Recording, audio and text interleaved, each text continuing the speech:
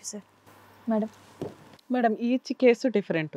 కొన్ని ఇలాగే ఉండాలి, లేడీస్ తప్పు చేయకూడదు, జెంట్స్ తప్పు చేయకూడదు, లేకపోతే ఇలా ఎందుకు జరిగిపోయింది అని మనం డిసైడ్ చేయలేం. ఇక్కడ దేవుడు రాశాడా వీళ్ళ తలరాతని అంటే కాదు, వాళ్ళ అమ్మ రాసింది అంటాను నేనైతే. ఒక ఆడపిల్ల జీవితం ఈ రోజున క్వశ్చన్ మార్క్ అయిపోయి మనందరం వేలు పెట్టి చూపించే పొజిషన్కి ఎందుకు వెళ్ళింది అంటే ఒక ఫైనాన్షియల్ ప్రాబ్లం అనేది ఒకటి రీజన్.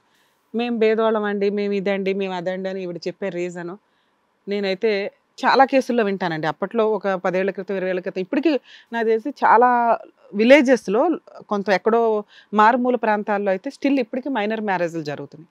ఎవరైనా మీకు తెలిసి మైనర్ మ్యారేజ్లు చేస్తుంటే దయచేసి 100 కన్నా డైల్ చేయండి.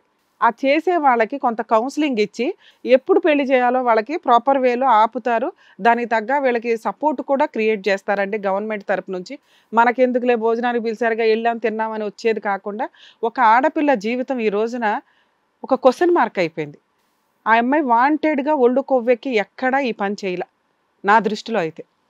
ఎందుకని ఆ అమ్మాయిని అనాల్సి వస్తుందంటే, అమ్మ మీలాంటి తల్లిదండ్రులు ఈ రోజున చెప్పు తీసుకొని కొట్టావు కదా, అది నీకు ఒక స్టేజ్లో ఎవరన్నా కొట్టుంటే పిల్లల్ని కనేసి ఏదో మేకలనో గొర్రెలనో లేకపోతే కోడి పెట్టలనో అమ్మినట్టు అమ్మేద్దాం అనుకుంటే అది కూడా తప్పేగా. నీకు అలా జరుగుంటే ఊరుకునేదానివేమో, నువ్వు సర్దుకుంటావేమో, నీ జనరేషన్లో జరిగిద్దేమో. ఆ అమ్మాయి జనరేషన్కి ఎంత సమాజాన్ని చూస్తుంది ఈ పక్కన. అన్నీ తిన్నగా ఉన్న వాళ్ళే కాపురాలు చేయక అక్రమ సంబంధాలు పెట్టుకొని వెళ్తున్నారు. ఆ పిల్ల ఏజ్కి అక్కడ సెట్ అవుతున్న ఆయనతో మాట్లాడుతున్న విధానానికి కూర్చున్న దగ్గర నుంచి ఆయన 40-45లో కనిపిస్తున్నాడు ఇప్పుడే. మీరేదో మాకు చెప్తున్నారు కానీ 40 years అని. అంత పెద్ద వ్యక్తికి నువ్వు ఏం చూసి ఇచ్చావమ్మా అంటే ఇల్లు చూశానండి, సంపాదన చూశాను, మంచోడు. అంత వయసులో ఒక ఆడపిల్ల దొరికితే మంచోడు కాకపోతే ఇంకేమన్నా అక్రమ సంబంధాలు ఉంటాయా లేకపోతే చెడు అలవాట్లు ఉంటాయా? ఏమున్నా ఏమీ లేవు కాబట్టే ఆయనకి పెళ్ళి అవ్వలేదు ఇప్పటిదాకా. ఫైనాన్షియల్ చూసుకుని ఒక అతనికి ఇచ్చి పెళ్లి చేసేస్తావా అంత చిన్నపిల్లని పట్టుకుని వెళ్ళి? అప్పటికి ఆ అమ్మాయి వయసు ఏంటి ఏమీ తెలియదు. అమ్మ చేసింది, బలిచ్చింది, బలిపశువులాగా కూర్చుంది. ఒక 5 ఏళ్ళు పట్టింది ఆ పిల్లకి రియలైజ్ అవ్వడానికి. 21-22 వచ్చేసరికి ఆ అమ్మాయికి సమాజం అంటే ఏంటో తెలిసింది. అప్పటికే ఒళ్ళో ఇంకో పిల్ల.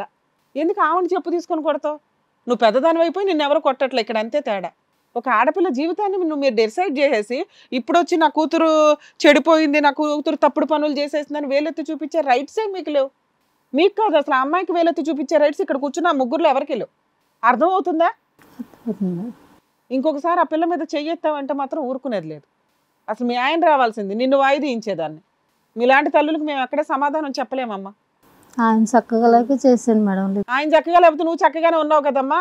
అంత నిస్సహాయతతో స్త్రీలు ఉంటే మీ జీవితాలు నాశనం అవడంతో పాటు మీ పుట్టిన పిల్లల జీవితాలు నాశనం అవుతాయి. మీరు ఫైనాన్షియల్గా సంపాదించండి, పని చేసుకోలేరా? నువ్వు పని చేస్తుంటే ఈరోజు నా పిల్ల జీవితం ఇలా ఉండదుగా, 10 మందిలో కూర్చోవలసిన అవసరం రాదుగా. ఓ తప్పు పని చేసేసింది, ఒక వెధవ వాడేసుకున్నాడు ఆ పిల్లని. పోనీ అమ్మాయి ఏమైనా స్వతహాగా అక్రమ సంబంధాలు పెట్టుకునే టైప్ అంటే కాదు. అవసరం ఆ పిల్లకి. ఒక తప్పు ఎప్పుడు ఎంకరేజ్ చేయాలి, ఎప్పుడు ఎవడ ఎంకరేజ్ చేయట్లా. ఆ అమ్మాయి సిచ్యుయేషన్ బట్టి డిసైడ్ చేయాల్సిన పరిస్థితులు ఇక్కడ. ఏం చేస్తాడమ్మా? ఒక పిల్లని కనగానే అయిపోయింది అనుకుంటున్నావా? ఆ వయసు కోరికలకి ఆ అమ్మాయికి ఉండే ఇదికి ఏమైనా కలుస్తుందా, సెట్ అవుతుందా? ఓ సినిమాకి రాడు, ఓ షికారుకి వెళ్ళాడు, ఎక్కడికి వెళ్ళాడు, ఇంట్లో వచ్చాడా కూర్చున్నాడా పని చేశాడంటే ఇదేనా జీవితం? అవునా రోబోనా అలాగే నడిచిపోవడానికి? ఆ పిల్లకి ఫీలింగ్స్ ఉంటాయిగా. లేచి చెప్పు తీసుకుని కొట్టేస్తున్నావు. ఆ పిల్ల తిరిగి కొట్టలేక ఇక నుంచి తిరిగే కొడుతుంది నువ్వు ఇంకోసారి ఇట్లాంటి బోడి పెత్తనాలు చేస్తే. ఏం బాబు రసిక మహారాజా, నువ్వు రియల్గా లవర్వేనా అసలు? నువ్వు చెప్పిన మాట ఏంటి ఫస్ట్ ఇక్కడ కూర్చున్నప్పుడు? ఏం చెప్పావు? నేను ఆ అమ్మాయి 16 ఏళ్ల వయసులోనే నేను ఆ అమ్మాయిని చూశానండి. నీ వయసు చిన్న వయసే, ఆ అమ్మాయి వయసు చిన్న వయసే. నువ్వు ఆ రోజే డేర్ స్టెప్ వేసి పెళ్లి చేసుకుని ఉంటే ఈ రోజు నువ్వు ఇద్దరు విడాకుల దాకా వెళ్ళేవాళ్ళేమో. ఎందుకంటే నువ్వు ఏ పని చెయ్యవు. ఎట్ ఏ టైం 5-6 లవ్ చేసే అంత కెపాసిటీ ఉంది నీకు. నీలాంటి లవరు పనికిరాడు, నీలాంటి హస్బెండ్ పనికిరాడు. కర్మ ఏంటంటే నీలాంటి లవర్ అయ్యాడు ఇప్పుడు. అక్రమ సంబంధం పెట్టుకునే ఇలిసిట్ రిలేషన్ అనమాట మీ ఇద్దరిది. దీనికి నువ్వు ఒక ATM కార్డు వాడినట్టు వాడేసావు ఆ పిల్లని. ఆ అమ్మాయికి నువ్వు కాకుండా నిజంగా ఎవరైనా మంచి వ్యక్తి దొరుకుండి పర్ఫెక్ట్గా అబ్బాయి, మేడం అమ్మాయి నేను పెళ్లి చేసుకుంటానండి, కళ్ళల్లో పెట్టుకుని చూసుకుంటాను ఆ అమ్మాయిని ఆ పిల్లని అని అతను ఫైనాన్షియల్ సపోర్ట్ చేసి వచ్చి ఇక్కడ ధైర్యంగా మాట్లాడుంటే మేము వీళ్ళిద్దరికి కౌన్సిలింగ్ ఇవ్వాల్సి వచ్చేది. కానీ కర్మ ఏంటంటే ఆ పిల్లకి ఎవడో దొరకలా, దొరికినోడు వేస్ట్ ఫెలో దొరికాడు. వేస్ట్ అనేది ఏముంది మేడం? నువ్వు వేస్టే. అవును నువ్వు వేస్టే నాన్న. ఆడపిల్లల్ని మోసం చేసుకుంటూ కూర్చున్నావు. అసలు ఆ మిగతా 5 లిస్ట్ ఇవ్వ, వాళ్ళని కూడా పిలిపిస్తావు. నీ భాగవతం ఏంటో బయటపడుతుంది. ఎంతమంది దగ్గర డబ్బులు వసూలు చేసావు? ఫస్ట్ లోనే చెప్పా అమ్మా డబ్బులు ఎందుకు తీసుకున్నావు? చెప్పావు, తను ఫోన్ కట్ నన్ను చేయి. కావాలి కావాలి అని చెప్పి తను నువ్వు వెనకాల ఎందుకు పడింది ఎంటర్టైన్ కానీ చేసావు నాన్న? నువ్వు ఎందుకు ఎంటర్టైన్ నేను చేసావు? అమౌంట్ ఫోన్ కూడా కట్ వద్దని చేయాలి. చెప్పాను మేడం. నా అకౌంట్ లో తనే ట్రాన్స్లేషన్ చేసేది, తనే అకౌంట్ వాడుకోమని నెంబర్ చెప్పేది. ఎవరిస్తే తెలిసింది అమ్మాయికి? ఫోన్ నెంబర్ ఎవరిస్తే తెలిసింది? నువ్వు అడిగితేనే కదా ఇచ్చింది. ఇప్పుడు నేను అడిగితేనే ఇచ్చానని చెప్తున్నావు నువ్వు. ఆపే నీ ఓవర్ కాన్ఫిడెన్స్ ఆపు. చేసిన చిల్లర పనులు. మా ఇంట ఎగబడి డబ్బులు ఇచ్చి ఈడు ఎగబడ్డాడంటే పాపం వచ్చినాక ఫోటోలు వీడియోలు ఎందుకు తీసావు? ఏం చేద్దామని వాళ్ళు తీసావు? కలిసి ఉన్నప్పుడు తీసుకున్నాం మేడం, తనకి తెలుసు కదా. ఎందుకు తీసి బ్లాక్ మెయిల్ చేస్తున్నావు? మరి తర్వాత అవి చూపించే డబ్బులు అడిగావు పిల్లనే. డబ్బుల గురించి అవి చూసా కదా, అవి చూపించే కదా డబ్బులు అడుగుతున్నావు నువ్వు. తప్పు అయిపోయిందని ఒప్పుకుంటే ఇక్కడ నుంచి బయటికి వెళ్ళేది. ఇప్పుడు నేను జైలుకే పంపిస్తాను నేను. నువ్వు ఇప్పటిదాకా ఏదో కూర్చొని మాట్లాడుతున్నావు, ఇక్కడ కాలు మీద కాలు వేసుకుని కూర్చున్నాను, నన్ను ఎవరు ఏమనర్లే అనుకుంటున్నావు. వీళ్ళు చేసిన తప్పులకి ఎంత తిట్టాలో అంత తిడుతున్నావు. నువ్వు చేసింది అయితే క్రైమే. ఒక ఆడపిల్లని ఫైనాన్షియల్ గా వాడుకున్నావు, ఫిజికల్ గా వాడుకున్నావు, ఎదురు బ్లాక్ మెయిల్ చేస్తున్నావు. ఆ ఫోన్లో ఉన్న ఫోటోలు వీడియోలు నువ్వు డిలీట్ చేసి ఆ అమ్మాయికి ఇవ్వాల్సిన 4 lakhsకి ఇంకో 1 lakh చేసి 5 lakhs ఇక్కడ సెటిల్మెంట్ చెయ్యకపోతే నిన్ను ఇప్పుడు జైలుకే పంపిస్తాం. ఏం చెప్తావో చెప్పు. కొంచెం టైం కావాలి మేడం, 2 months ఇమ్మని చెప్పండి. బాండ్ పేపర్ మీద రాసి వెళ్ళు. రాస్ మళ్ళీ వేరే అమ్మాయిని మోసం చేసి తీసుకురావద్దా డబ్బులు? మిగతా కేసులతో మాకు సంబంధం లేదు, మిగతా అమ్మాయిలతో మాకు సంబంధం లేదు. ఒకవేళ ఈ అబ్బాయి గురించి తెలిసి ఎవరైనా కానీ వస్తే మళ్ళీ జుట్టు పట్టుకొచ్చి తీసుకొచ్చి మీకు కూడా సెటిల్మెంట్ చేస్తాం. ఈ అమ్మాయికి 5 lakhs full and final settlement. ఆ ఫోటోలు వీడియోలు డిలీట్ చేయాలి, లేదంటే పోలీస్ స్టేషన్కి తీసుకెళ్ళి నీ ఫోన్ మొత్తం సైబర్ క్రైమ్ వాళ్ళకి హ్యాండ్ ఓవర్ చేయడం జరిగింది. నువ్వు ఇంకెన్ని భాగవతాలు ఉన్నాయి అవన్నీ బయటకు వస్తాయి. అర్థమవుతుందా? వెళ్ళేటప్పుడు రాద్దు వాగు. సార్ వెంకటరావు గారు, చెప్పండి. మీకు ఏమీ అనిపించలేదా? ఇంత చిన్నపిల్లని పెళ్లి చేసుకుంటున్నాను, రేపటి రోజున అమ్మాయి ఎవరితోనైనా వెళ్ళిపోద్దేమో అని ఇన్సెక్యూర్డ్ ఏమి అనిపించలేదా? మిమ్మల్ని చూసి ఒక అమ్మాయి అలా ఉంటుందని మీరు ఏ రకంగా నమ్మారు? ఎంత బేదోళ్ళు అయితే ఎంత అవసరం ఉంటే మాత్రం. అన్ని తిన్నగా ఉన్న అబ్బాయిలకే, జాబులు చేస్తూ పర్ఫెక్ట్గా అమ్మాయిలు చూస్తున్న వాళ్ళకే వాళ్ళ వైఫ్లు ఉండట్లా. మీ వైఫ్ ఉంటుందని మీరు ఎట్లా ఎక్స్పెక్ట్ చేశారు? ఒక అమ్మాయి అబ్బాయి పుడితే కొద్దిగా ఉంటుందా, అదే పడి ఉంటుందని పిల్లలు పుడితే అదే పడి ఉంటుంది అనుకున్నావు. బా, మీ ఏజ్కి తగ్గ మాటలు మాట్లాడారు సార్. ఇప్పుడు అర్థమైందిగా, అలా పడి ఉండరు వెళ్ళిపోతారు అని చెప్పి. ఇగో ఇప్పుడు మేమేదో సెటిల్ చేస్తామేమో కానీ ఆ అమ్మాయి ఎప్పుడైనా వెళ్ళిపోయే టైపే. నువ్వు మారి మీరు యాక్టివ్ అయ్యి నా భార్య నా దగ్గర ఉండాలి అనుకుంటే మామూలు హస్బెండ్ కంటే 3 రెట్లు ఎక్స్ట్రా ప్రేమలు, అభిమానాలు, రెస్పెక్ట్లు చూపించాలి. మాకు తెలిసి మేము అది ఎంతవరకు వర్కౌట్ అవుతుందో మాకు డౌటే. అర్థమవుతుందా? మీతో అమ్మాయి వస్తానంటుందో నాకు తెలియదు. ఇన్ కేసు నేనైతే ఇక్కడ నుంచి బలవంతంగా కలిపి పంపించను. అతని దగ్గర నుంచి న్యాయం చేయాలి కాబట్టి చేసాం. ఆవిడ లైఫ్ ఆవిడ ఇష్టం. ఎందుకంటే మీరు కరెక్ట్ కాదు, వాళ్ళ అమ్మ కరెక్ట్ కాదు, అతనైతే పరమ వేస్ట్. సో మీ ముగ్గురులో ఎవరి దగ్గరికి పంపించాలని నేను డిసైడ్ చేయలేను. ఆ అమ్మాయిని అడుగు. ఏమ్మా నీకు ఇప్పుడు అర్థమైందా? చిన్న వయసులో మీ అమ్మ డిసైడ్ చేసిన నీ లైఫ్ ఓ రకంగా కుక్కలు చింపిని ఇస్తారే అనుకో. కర్మ కొద్దీ ఒకడు దొరికాడు, పిల్లనైతే కన్నావు కదా. అప్పటికి నీకు మెచ్యూరిటీ లెవెల్స్ కొంచెం వచ్చినాయి. ఓహో ఇతనే నా భర్త అని. అప్పుడు అతనితో ఏదో ఒక సెటిల్మెంట్ చేసుకొని ఇండివిజువల్గా నువ్వు సంపాదిస్తూ నువ్వు దుబాయ్ వెళ్ళావు. చక్కగా నువ్వు సంపాదించి ఇట్లాంటి ఎవరిని తగులుకోకుండా ఉంటే ఈ రోజు నువ్వు అలా వచ్చి ఇక్కడ కూర్చుంటే మొత్తం ఆయనతో డైవర్స్ ఇప్పించేదాన్ని తెలుసా?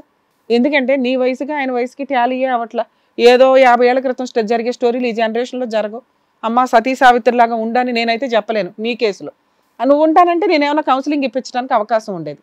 ఎప్పుడు నువ్వు ఈ తప్పులు చేయకుండా ఉంటే ఇక్కడ నీకు మార్క్సే పడలా.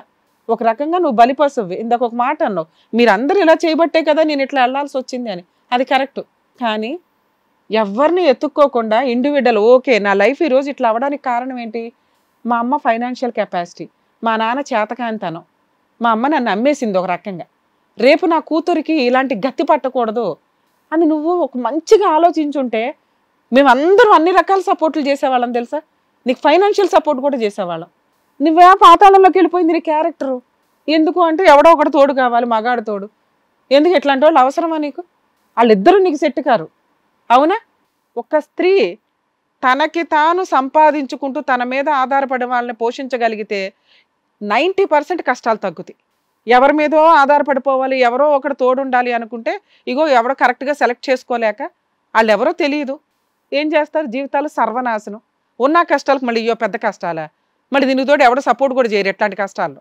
అర్థం అవుతుందా? Self respect, character, financial support చాలా ఇంపార్టెంట్ అండి. మ్యాక్సిమం ఎపిసోడ్స్లో ఆడపిల్లలు నిస్సహాయతగా ఉంటే మేము చెప్తున్న వర్డ్ ఇది. కొంచెం రియలైజ్ అవ్వండి. నాన్న ఇప్పుడు మీరు చేయాల్సిన పని, పాప ఉంది, మీ అమ్మ మీ హస్బెండ్కే సపోర్ట్ చేస్తుంది. ఆయన ఏమి ఉత్తముడు కానీ నేను అనట్లేదు, కానీ ఆయనకి వేరే ఆప్షన్ లేదు నిన్ను యాక్సెప్ట్ చేయడం తప్ప. నిన్నేమి హింసించడో కొట్టట్లా తిట్టట్లా అంతే. ఇంట్లో భర్త ఉన్నాడు ఫోటో ఫ్రేమ్కి అనుకో. అలాంటి వ్యక్తితో ఉండాలనుకుంటున్నావా లేదా? అంటే అలాంటి వాళ్ళ మీద ఇతను బెటరేగా. లేదు మేడం, తను ఇంకా అంతే మేడం, తనతో నాకు ఏ యూజ్ లేదు. తను చూసుకుంటాడని నమ్మకం లేదు. భర్త భర్త చూసుకుంటాడమ్మా. అతనితో అసలు మేము అతను కౌన్సిలింగ్, అతని మీద క్రిమినల్ కేసు పెట్టాలి. నీకు 5 lakhs సెటిల్మెంట్ చేస్తున్నావు అతనితో. అతను పెళ్లి చేయడం అనేది జరగదు. ఎందుకంటే నువ్వు ఉండగానే ఇంకో 10 మందితో తిరిగే టైపు అతను. మోసపోయా మేడం, తెలియక మోసపోయా. అందుకని ఫైనాన్షియల్ సెటిల్మెంట్ చేస్తున్నావు నాన్న. ఒకటి, నువ్వు ఇండివిడువల్గా మీ అమ్మతో ఉంటావా ఉండు, లేదా నీ హస్బెండ్తో ఉంటావంటే ఆయన అయితే మారటానికి రెడీగా ఉన్నాడు. ఆయనకు నువ్వు తప్ప వేరే ఆప్షన్ లేదు. సరే ఉండని, అలా ఉండనివ్వండి. నేను ఇంకొకసారి ఇట్లాంటి తప్పుడు పనులు చేయకుండా ఇండివిడువల్గా సెల్ఫ్ రెస్పెక్ట్తో బతుకుతాను, నా పిల్లని నా హస్బెండ్ని చూసుకుంటానని. ఎందుకంటే ఆయన నీకు భర్తగా అయితే పనికిరాడు నాకు తెలిసి. ఆయన కూడా ఓ పిల్లోడే అనుకోవాలి నువ్వు ఇక్కడ. అలా ఏమన్నా సర్దుకొని ఉండగలుగుతావా? తనను లీగల్ గా శిక్షించండి, దాంతో నేను అడ్జస్ట్ అయిపోతాను. నా పాప నేనేదో అమ్మ వాళ్ళు చూసుకుంటారు, అమ్మ వాళ్ళతో బతికేస్తుంది. తను మారితే అటు ఇటు 2 వైపులో నాన్న అతను మీకు కరెక్ట్ కాదు. ఫైనాన్షియల్ సెటిల్మెంట్ చేసాం, అతని మీద కావాలంటే క్రిమినల్ యాక్షన్ తీసుకుందో కానీ ఇన్ కేస్ ఆ 1-2 monthsలో అతను ఆ అమౌంట్ ఇవ్వకపోతే మేము ఇప్పుడు బాండ్ పేపర్ రాయిస్తాం. నీ హస్బెండ్తో ఉంటావా ఉండవా అనేది నీ పర్సనల్ విషయం. మా అందరి బెస్ట్ సజెషన్ ఏంటంటే అలా ఎవడో ఒకటి తగులుకొని జీవితం నాశనం చేసుకునే కంటే ఇప్పుడు కష్టాలు పడ్డావు. నీకు అర్థమైందిగా బయట మగాళ్ళు ఎలా ఉన్నారు. డబ్బులు వాడేసుకున్నారు, ఫిజికల్గా వాడేసుకున్నారు, ఎదురు బ్లాక్మెయిలింగ్. సో ఎవడు పర్ఫెక్ట్ వాళ్ళో నీకు తెలియదు. నీకు ఇంతకు నుంచి నేను చెప్తున్నది ఏంటి, ఇండివిజువల్గా ఫైనాన్షియల్ సపోర్ట్తో క్యారెక్టర్తో బతకడం ఇంపార్టెంట్ అని. దాని మీద కాన్సన్ట్రేట్ చేయి. నీ కూతుర్ని చూసుకోవడానికి చూడు. నీ కూతురు ఎట్లాగో నీ భర్త అట్లా అనుకుని ఉండని ఓ ఫోటో ఫ్రేమ్కి. ఏమో కొన్ని రోజులకి నీ మీద ఇష్టంతో మారతాడేమో. అతను నిన్నేమి హింసించడు, ఏమి ఇబ్బంది పెట్టడు, ఒక జిడ్డు పదార్థం అంతే. కొంచెం మార్చుకో యాక్టివ్గా. వాళ్ళు వీళ్ళు మోసపోయే కంటే ఈయన బెటర్ కదమ్మా. నీకు ఏ రోజు నీకు కష్టమైతే చూపించలేదు ఆయన. మా కోసం ఒక 1-2 years చూడు, తర్వాత నువ్వు రియలైజ్ అయ్యి నువ్వేం డెసిషన్ తీసుకుంటావో తీసుకో. సరేనా? సరే బెటర్ మేడం. ఓకేనా, వెళ్ళండి. వెళ్ళు బాబు. నాన్న నువ్వు బాండ్ పేపర్ రాసుకోమ్మా. అమ్మ వద్దాం, అయ్యో పర్లేదు. పర్లేదమ్మా, జాగ్రత్త, వద్దు, వద్దు, వద్దు. మంచిగా హ్యాపీగా ఉండండి. జాగ్రత్త నాన్న.